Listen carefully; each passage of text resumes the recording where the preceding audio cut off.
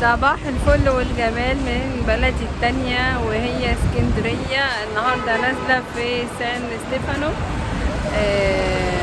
قلت بقى لازم افطر من عند ابو عوض، احلى حاجة بتاع فول وطعمية. يلا بينا. واحلى ساندوتش فول من مطعم ابو عوض تحفة. دخلت سان ستيفانو علشان اكل وكمان اشرب الشاي.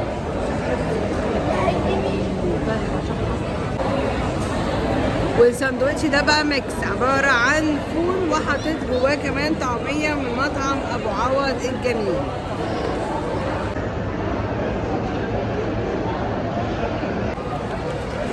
وبعد الفول والطعمية معايا احلى كوباية شاي حلوة قوي قوي قوي، والكوباية الحلوة دي ب10 جنيه بس.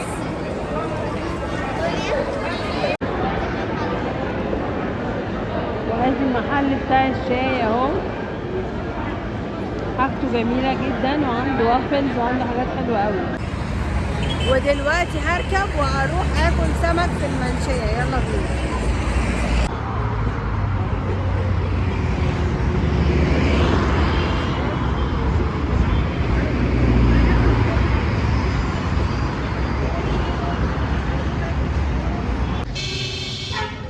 انا دلوقتي في بحري، وانا بقى بحب الحاجات المعمارية القديمة الجميلة دي. دي القهوة دي اسمها السمان. انا بحب الحاجات القديمة دي قوي.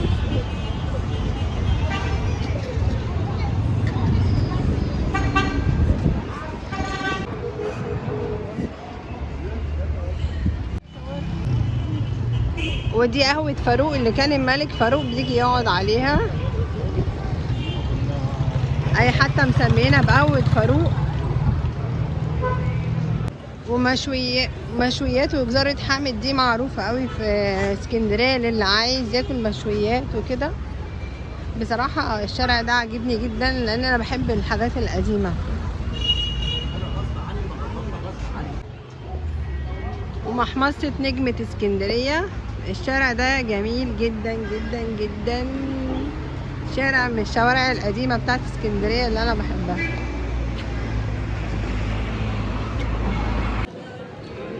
النهاردة انا في جنة المحمدية للاسماك، الاسماك الحلوة الجميلة الطازة.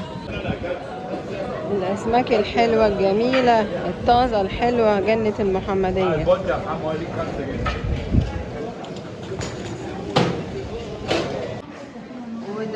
وده مدخل المحل من جوه، وفي بره كده في قهوة.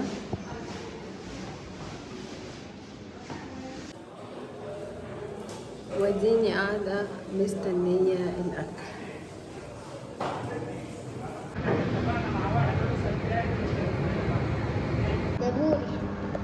دي أول حاجة نزلت، السمك البوري والسمك المقلي. ايه ده؟ شميني كده ريحتها. شميني حاجة. وادي الرز وادي الباذنجان وادي الرز الجميل. بصوا بقى السمكية الحلوة دي، سمكية كده مقرمشة تاكليها بعضمها، لحمها تحفة تحفة. البور يا جماعة سمين وروعة، وما فيش حد بينقي السمك، بس السمك فعلا 10/10. أكلة من الآخر يعني، بجد لازم تجربوها. بعد الأكلة الحلوة دي ممكن تاخد بعضك بقى وتتمشى على الكورنيش. تروح تركب ترام. الناس اللي بيأجروا بقى العجل على الكورنيش والبيتش باجي، ممكن تاخد اللي هي القوارب دي اللي هي بتتمشى بالنص ساعة ناحية القلعة. يعني حاولوا تتبسطوا وتفرحوا قبل ما المدارس تيجي، لان خلاص المدارس قربت تيجي على الابواب. فعملوا لكم يوم حلو، انزلوا اسكندريه. المطعم بتاع جنة المحمدية ده اكله فعلا حلو، وهو مش عشان يعني انا رحت اكلت عنده فبعمل له دعايه او كده، لا هو فعلا اكله حلو، لان انا قبلها كنت عند واحد في الازاريطة اكله ما عجبنيش خالص، ما نزلتش الفيديو بتاعه. لكن جنة المحمدية عشان الاكل بتاعه عجبني، فعشان كده قلت لكم عليه. هو بيعتبر في سوق الميدان في المنشية، بعد القهوة بتاعة الملك فاروق ب3-4 شوارع. المكان ده حلو سياحي، الناس اللي بتحب تصور الحاجات القديمة وتنزلها على الفيسبوك والانستجرام. يعني مكان جميل قوي، حتى مش بس انك تروح تاكل في مطعم في سوق السمك او كده، لا حلو قوي كمان للتصوير، الناس اللي غاوية تصوير. وكانت اخر يوم ليا في اسكندرية، وان شاء الله اعمل لكم ريفيوهات عن مطاعم تانية. وكل سنة وانتم طيبين بمناسبة العام الدراسي الجديد، واسيبكم تستمتعوا بمنظر الكورنيش الجميل الحلو ده. اشوفكم المرة الجاية.